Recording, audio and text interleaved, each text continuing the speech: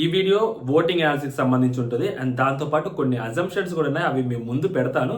So దాని మీద మీ opinion ఏంటనేది కామెంట్ చేయాలి మీరు ఖచ్చితంగా. సో లాస్ట్ వరకు ఈ వీడియోని చూడండి, చాలా ఫాస్ట్గానే అయిపోతుంది.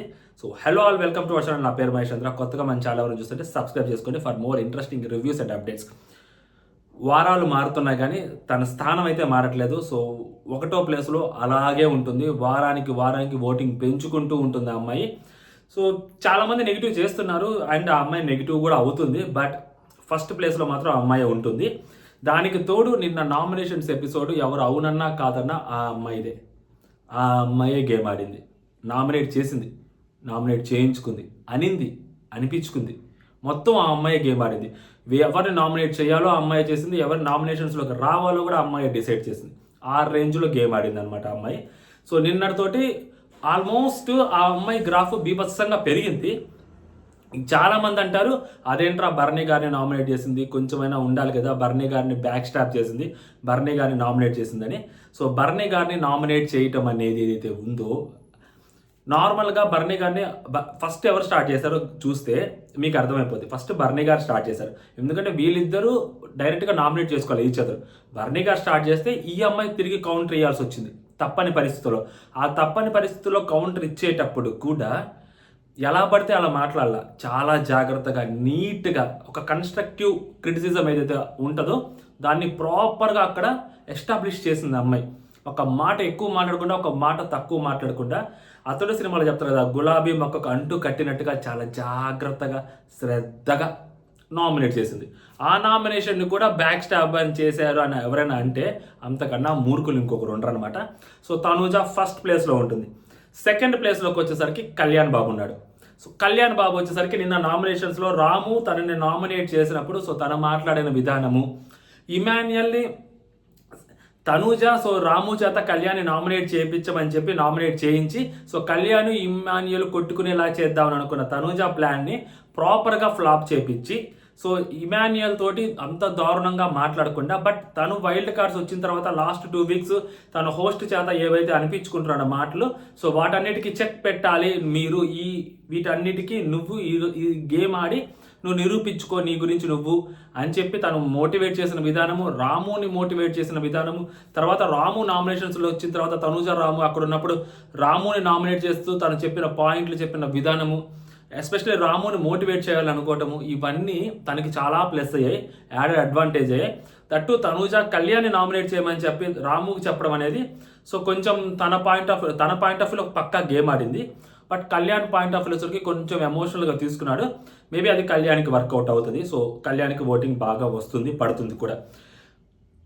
అండ్ డెమోన్ కళ్యాణ్ని నామినేట్ చేయడం మేబీ కళ్యాణ్ ఫ్యాన్స్ కానీ న్యూట్రల్ ఫ్యాన్స్ కానీ కొంచెం అక్కడ తీసుకోలేకపోతున్నారు. కళ్యాణ్ కాకుండా ఇమాన్యుయల్ నామినేట్ చేసి ఉండాల్సింది.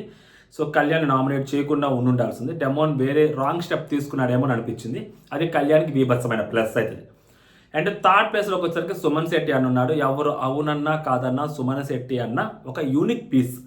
ఓకేనా, సేఫ్ గేమ్ ఆడినా అసలు టాస్క్లే ఆడకపోయినా ఆయనకు నచ్చినట్టు ఆయన ఉంటున్నా he's unique piece, rare piece. ఆయన ఇష్టం వచ్చినట్టు ఆయన చేస్తారండి. ఆయనకు జనాల మళ్ళీ చెప్తున్నా, వన్స్ జనాల మద్దతు ఉన్నప్పుడు ఎవరు ఏదైనా చేసుకుంటారు. నిన్న ఆయన ఎమోషనల్గా గేమ్ ఆడాడు, ఎమోషనల్గా బోస్ట్ అవుట్ అయ్యాడు, సేఫ్ గేమ్ ఆడాడు. తనూజ నామినేట్ చేయడానికి బోల్డ్ పాయింట్స్ ఉంటాయి, చూసుంటాడు ఆయన చాలా. తనూజకి ఆయన నామినేట్ చేయడానికి పాయింట్స్ ఏమి ఉండవు, బట్ తనూజ నామినేట్ చేయడానికి బోల్డ్ పాయింట్స్ ఉంటాయి. తనూజ చుట్టూతో గేమ్ జరుగుతుంది హౌస్లో మొత్తం మీద. అలాంటిది తనూజ నామినేట్ చేయడానికి ఒక్క పాయింట్ లేదా, అలాంటిది ఆయన సెల్ఫ్ నామినేట్ చేసుకొని ఏడుస్తా బాధపడతా ఎమోషనల్ అయ్యాడు. అది చూసిన చాలామందికి ఒక పక్క సేఫ్ గేమ్ ఆడుతున్నాడు అనిపిస్తున్నా కానీ అరే పాపం, అక్కడ సుమన్ శెట్టి అన్న కదా ఉంది, అరే పాపం అని అనిపిస్తుంది సుమన్ శెట్టి మీదకి. ఫ్యామిలీ ఆడియన్స్ ఈజీగా కరిగిపోతారు. ఆయన చాలా నిజంగా బాధపడ్డాడు ఆయన.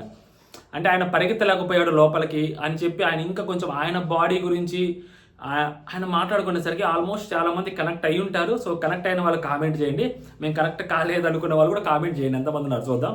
సో సుమన్ శెట్టి అన్న థర్డ్ ప్లేస్లో ఉన్నాడు. నెక్స్ట్ ఫోర్త్ ప్లేస్లోకి వచ్చేసరికి సంజన గారు ఉన్నారు. ఫస్ట్ 3 వీక్స్ సంజన గారు, దాని తర్వాత 2 వీక్స్ ఏమీ లేదు. వైల్డ్ కార్డ్స్ వచ్చిన తర్వాత నుంచి ఇప్పుడు దాకా సంజన గారు పర్ఫార్మెన్స్ ఎక్కడ కనిపించట్లేదు. కంప్లీట్గా నెగిటివ్ ట్రాక్లో సంజన గారు వెళ్తున్నారు. హౌస్లో సంజన గారు ఉంటున్నారు అంటే ఒకటి చెప్తాను గుర్తుపెట్టుకోండి, ఇమాన్యుయల్ నామినేషన్స్లోకి రాకపోవడం అనేది ఇమాన్యుయల్కి ఎంత నష్టం చేస్తుందో తెలియదు కానీ ఇమాన్యుయల్ నామినేషన్స్లోకి రాకపోవడం అనేది సంజన గారికి అంత లాభం చేకూరుస్తుంది. సంజన గారికి ఇండివిజువల్ ఓటింగ్ తోటి ఇమాన్యుయల్ ఓటింగ్ కూడా యాడ్ అవుతుంది. సంజన గారికి అది ప్లస్ అవుతుంది. లేకుంటే సంజన గారు మొన్న ఎట్లయితే బాటంలోకి వెళ్ళొచ్చారో అసలు ఎలిమినేట్ కూడా అయిపోదన్న ఛాన్స్ లేదు. సంజన గారు టాప్ 5 కోసం మేనిఫెస్ట్ చేసుకుంటున్నారు లోపల. సో టాప్ 5లోకి వెళ్ళాలి అని. సో అన్ఫార్చునేట్లీ అది కుదరకపోవచ్చు, అర్థమవుతుంది. ఎందుకంటే ఆమె కంటెంట్ కంప్లీట్గా డ్రాప్ అవుతూ వస్తుంది డే బై డే. ఎవరు మాట్లాడినా కానీ ఫస్ట్లో చేసిన దొంగతనాల గురించి, ఫస్ట్ వీక్లో ఆమె లేపిన వీక్ సీజన్ గురించి మాత్రమే డిస్కషన్ జరుగుతుంది. కానీ ఆ తర్వాత కంప్లీట్గా ఆమె గేమ్ అవుట్ ఆఫ్ ట్రాక్ అయింది. ఆమె అవుట్ ఆఫ్ ఫోకస్లోకి వెళ్ళారు.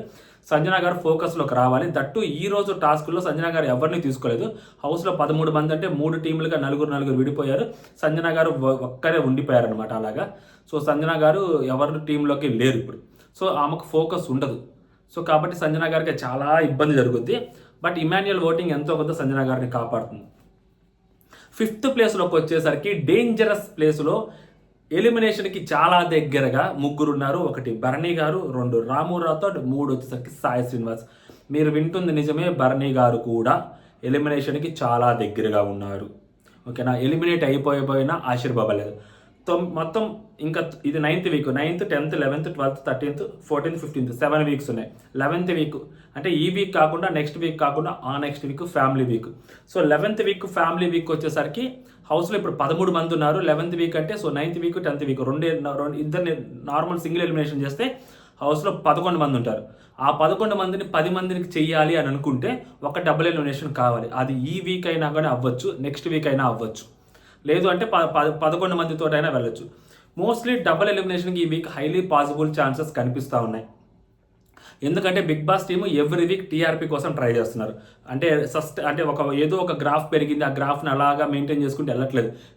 వీక్ బై వీక్ ఏదో ఒక అక్కడ క్రియేట్ చేసి ఎలిమినేషన్లు లాస్ట్ టైం వాళ్ళని తీసుకొచ్చారు. అంతకుముందు వైల్డ్ కార్డ్స్ని మొన్న రీఎంట్రీస్ అని, నామినేషన్స్ అని, శ్రీజా వాళ్ళతో గేమ్ అని చెప్పి, వాళ్ళ ఎలిమినేషన్లు అని చెప్పి ఏదో చేస్తూ ఉన్నారు. సో ఈ వీక్ కూడా అలాగే చేయొచ్చు. సో ఒక ఎలిమినేషన్ అయితే పక్కా సాయి శ్రీనివాస్ గారు ఉంటారు. సో సాయి శ్రీనివాస్ నిన్న తనూజాతోటి గట్టిగానే గేమ్ ఆడారు, నామినేషన్ గట్టిగానే చేశారు, ఫైట్ బాగానే జరిగింది, కొన్ని పాయింట్లు కరెక్ట్గానే చెప్పారు. సో తనూజా హేటర్స్ మన్ననలు గట్టిగానే పొందారు, ఆశీర్వాదం తీసుకున్నాడు. కొంచెం ఓట్లు పడుతుంటాయి కానీ అవి మరీ సేవ్ అయ్యేంత ఓట్లు అయితే పడలేదు. అండ్ తనకు ఎంత ఓట్ బ్యాంక్ ఉంది అనేది సో చాలా తక్కువ ఓట్ బ్యాంక్ కనిపిస్తూ ఉంటుంది. బయట యూట్యూబ్ పోల్స్ అవ్వచ్చు, ఇన్స్టా పోల్స్ అవ్వచ్చు, అక్కడ ఎలా పడుతుందంటే సో అక్కడ కూడా తన బాటంలోనే ఉన్నాడు ట్రెండ్స్ ప్రకారం. ఆ నెక్స్ట్ వచ్చేసరికి దానికంటే ముందు రాము రాథోడ్ ఉన్నాడు.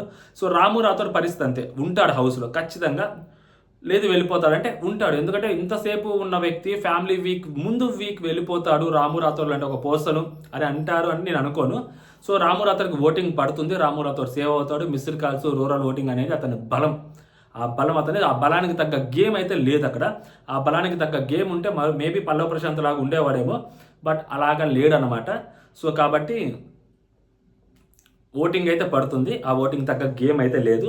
బట్ ఫ్యామిలీ వీక్ వరకు అయితే మాత్రం ఉంటాడని తెలుస్తూ ఉంది. దానికి ముందు బర్నీ గారు. సో బర్నీ గారి దగ్గరికి వచ్చేసరికి ఇప్పుడు ఏంటంటే నిన్న నామినేషన్స్లో కంప్లీట్గా బర్నీ గారు తేలిపోయారండి. సో నిజం చెప్తుంటే ఆయన టాకటివ్ స్కిల్స్ కానీ ఆయన మాట్లాడే విధానం కానీ అంత ప్రాపర్గా లేదు. అసలు కొన్ని పాయింట్స్ మాట్లాడినప్పుడు అయితే బుర్ర తిరిగిపోయిందనమాట. అసలు తనుజాను బయటికి గెంటేయాలి, బయటికి వెళ్ళిపోయి మళ్ళీ వెనక్కి రావాలి తనుజ, అప్పుడు తెలుస్తుందంట. అమ్మాయి బయటికి ఎందుకు వెళ్ళొద్దు, మళ్ళీ వెనక్కి ఎందుకు వస్తుంది, నాకు అసలు అర్థం కాల పాయింట్. ఫస్ట్ ఆఫ్ ఆల్ ఎందుకు మాట్లాడాడో తెలియదు ఆయన. నెక్స్ట్ వచ్చేసరికి ఆయన స్టార్ట్ చేసేటప్పుడు ప్రాబ్లం ఏంటంటే నేను 3 వీక్స్ తనుజాకి సపోర్ట్ చేశాను, 3 టాస్క్లో సపోర్ట్ చేశాను అలా చెప్పుకోవడం ఏదైతే ఉందో, ఎందుకంటే ఈ అమ్మాయి స్టార్ట్ చేయలేదు, ఆయనే స్టార్ట్ చేశాడు. సో అది కూడా ఒక బిగ్గెస్ట్ మైనస్. అండ్ ఓటింగ్లోకి వచ్చేసరికి తనూజా గారి ఓట్ బ్యాంక్ అనేది ఆయనకి లాస్ట్ టైం ప్లస్ అయ్యి శ్రీజా గారి ఓట్ బ్యాంక్ని డామినేట్ చేసి ట్రిపుల్ లోపలికి ఎంటర్ అయ్యాడు ఆయన. సో ఇప్పుడు అలాంటిది సో తనూజా గారు క్లియర్గా అక్కడ ఇండికేషన్ ఇచ్చారు, ఎస్టాబ్లిష్ కూడా చేశారు. నాకు బాండ్లు అవసరం లేదు, నా గేమ్ నేను ఆడుకుంటాను, ఉంటా పోతా, అంటే టాస్కుల్లో కెప్టెన్ అయితే అవుతా లేకుంటే లేదు అన్నట్టు ఆమె గేమ్ జరుగుతూ ఉంది. ఒకవేళ టీమ్ టాస్క్ అయితే మాత్రం మేబీ అడుగుద్దేమో, కానీ ఇండివిజువల్ టాస్క్లు అయితే ఆ అమ్మాయి అడగకూడదని ఫిక్స్ అయ్యి ఆడింది గేమ్. నిన్న ఆ బొమ్మల టాస్కులో ఆ అమ్మాయి ఆడిన గేమ్ మామూలు గేమ్ కాదండి అసలు. నెక్స్ట్ వాళ్ళు బర్నీ గారిని నామినేట్ చేయాలి ఎలా అయినా అని చెప్పి సో ఒక ప్లాన్ వేసి ప్రాపర్గా ఎగ్జిక్యూట్ చేసి సో డెమోను సాయిని లాస్ట్కి తీసుకొచ్చి డెమోన్ చేత బర్నీ గారిని సాయి చేత తనని నామినేట్ చేయించుకొని సో బర్నీ గారు తిను మాట్లాడుకునేలాగా చేసుకొని అది డైరెక్ట్ నామినేషన్ కాదు ఇండైరెక్ట్ నామినేషన్లోకి తీసుకొచ్చుకొని సో తను చెప్పాలనుకున్నదంతా క్లియర్గా చెప్పేసి తను ఏం చేయాలో చేసిందండి. డైరెక్ట్ నామినేషన్ చేయలేదు, మళ్ళీ చాలా జాగ్రత్తగా గమనించాలి. అమ్మాయి తెలివితేటలు అర్థం చేసుకోండి. పిల్ల డంబు కాదు, మామూలు తెలివిగల కాదు, అసలు నెక్స్ట్ లెవెల్ తెలివిగల అమ్మాయి. మైండ్ గేమ్ ఆడుతుంటుంది. డైరెక్ట్ నామినేట్ చేస్తుంటే బ్యాక్ స్టాబింగ్ వేరేగా వెళ్ళేది, ఈ అమ్మాయి మొదలు పెట్టాల్సి వచ్చేది. సో అక్కడ గమనిస్తే అది డైరెక్ట్ నామినేషన్ కాదు ఇండైరెక్ట్ నామినేషన్. ఆయన మొదలెట్టాడు అంటే ఈ అమ్మాయి ఏం మాట్లాడదులే అని అనుకున్నాడు. బట్ ఈ అమ్మాయి వెనక ఆడిన గేమ్ ఆయనకి తెలియదు కదా, స్పాట్లో పెట్టింది. స్పాట్లో పెట్టి కొట్టింది అంటే మామూలు కూడా కాదు, దెబ్బ సాలిడ్గా తెలియదు బర్నీ గారికి. అండ్ బర్నీ గారు చాలా జాగ్రత్తగా నెట్టుకొస్తారు అనుకున్నాం కానీ బట్ ఈ వీక్ అయితే మాత్రం లాస్ట్ వీక్ సేఫ్ గేమ్తో తెలిపోయింది. సో ఈ వీక్ ఎలా గేమ్ ఆడతారనేది చూడాలి. ఎలిమినేషన్కి అయితే మాత్రం చాలా దగ్గరగా ఉందండి. So for example single elimination ఈ సాటర్డే రోజు చేసి డబుల్ ఎలిమినేషన్ సండే రోజు బర్నీ గారిని రాము రాథోడ్ని ఇద్దరిని పెట్టి సో ఆ పవర్ అస్త్రం ఏదైతే తన దగ్గర ఉందో ఆ పవర్ ఏదైతే ఎలిమినేషన్ పవర్ ఏదైతే ఉందో అది యూస్ చేయమంటే డెఫినెట్లీ రాము రాథోడ్కి యూస్ చేస్తుంది. ఎందుకంటే బర్నీ గారు ఆల్రెడీ వెళ్ళిపోయి వచ్చారు కాబట్టి సో మళ్ళీ వెళ్ళిపోయిన పెద్ద ప్రాబ్లం లేదు. ఆ అబ్బాయి ఉంటున్నాడు కాబట్టి సో ఆ అబ్బాయిని సేవ్ చేసే అవకాశం కనిపిస్తుంది. ఆ అబ్బాయి దానికోసమే అక్క అని చెప్పి వెనక తిరుగుతూ ఉన్నాడు కూడా ఇప్పటికీ కూడా. సో క్లియర్గా అర్థమవుతుంది, ఎవిడెంట్ అర్థమవుతుంది. కలిసి డబుల్ ఎలిమినేషన్ పెడితే ఉంటే మాత్రం సో రాము రాథోడ్ సో బర్నీ గారు సో రాము రాథోడ్ సేవ్ అవుతాడు, బర్నీ గారు ఎగ్జిట్ అవుతారు. ఎందుకంటే ఈ వీక్ కూడా మళ్ళీ టీఆర్పీ వచ్చింది. అప్పుడు ఎందుకు ఇదంతా మాట్లాడుతున్నావు డబుల్ ఎలిమినేషన్ అంటే నాకేమనిపిస్తుందంటే బర్నీ గారు టాప్ 5 దాకా వెళ్తారని నేను అనుకోవట్లేదు. శ్రీజాయని బయట మన ఏదైతే స్టాండు అది ఇది జరిగిందో హడావుడి సో దానికి ఆ అమ్మాయిని లోపలికి తీసుకురావాలి, బట్ ఆ అమ్మాయిని లోపల ఉంచకూడదు. సో కాబట్టి బర్నీ గారి త్రూ వచ్చింది. సో అమ్మాయిని ఫస్ట్ బయటికి పంపించారు, ఇప్పుడు తర్వాత బర్నీ గారిని బయటికి పంపిస్తారు. యాజ్ సింపుల్ యాజ్ దట్ అని నాకు అనిపిస్తూ ఉంది. బట్ ఇదంతా లేదురా నీ అజంప్షన్స్ బొక్క తొక్క తోలు వేస్ట్ అని అనుకుంటే మాత్రం సింగిల్ ఎలిమినేషన్ అయితే సాయి ఫస్ట్ డే నుంచి దగ్గరగా ఉంటాడు. ఆల్మోస్ట్ వీకెండ్ అయిపోయేసరికి ఎలిమినేషన్లో సాయి ఉంటాడు. సాయితో పాటు బర్నీ గారు ఉండొచ్చు, సాయితో పాటు రాము ఉండొచ్చు, ఏదైనా జరగచ్చు. సో డబుల్ ఎలిమినేషన్ అయితే ఫస్ట్ సాయి వెళ్ళిపోతాడు, దాని తర్వాత డబుల్ ఎలిమినేషన్ ఆ పవర్ అస్త్ర యూజ్ చేసి బర్నీ గారు ఎలిమినేట్ అయిపోయేదానికి రాము సేవ్ అయ్యేదానికి చాలా హై ఛాన్సెస్ ఉన్నాయండి. సో ఇది నా అజంప్షన్ మాత్రమే, మేబీ నిజం అవ్వచ్చు కాకపోవచ్చు, బట్ మీ ముందుకు తీసుకొస్తున్నాను. సో మీరు కామెంట్ చేసి మీ ఒపీనియన్ ఏంటనేది మెన్షన్ చేయండి. మర్చిపోకుండా మన ఛానల్ని సబ్స్క్రైబ్ చేసుకోండి. ఓం నమ శివాయ. జై హింద్.